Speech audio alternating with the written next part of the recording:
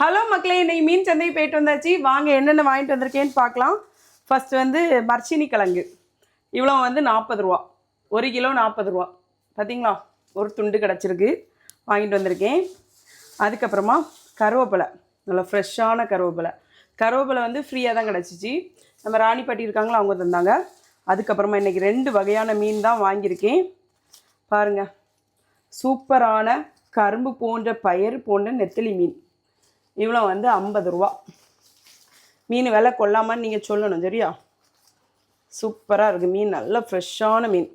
உங்கள் ஊர்லலாம் இந்த மாதிரி கிடைக்குமான்னு சொல்லிட்டு மறக்காமல் கமெண்டில் சொல்லுங்கள். அதுக்கப்புறமா இறால் மீன் வந்து 1 கிலோ வந்து 500 ரூபா சொன்னாங்க. நான் குறைச்சி வந்து 350 ரூபாய்க்கு வாங்கிட்டு வந்திருக்கேன். 1 கிலோ 350 ரூபாய்க்கு தந்தாங்க எனக்கு.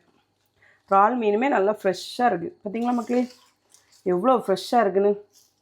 கொள்ளான்னு தான் நினைக்கிறேன். அப்போ மீன் வாங்குறதுக்கு இன்றைக்கி நமக்கு 400 ரூபா செலவாயிருக்கு.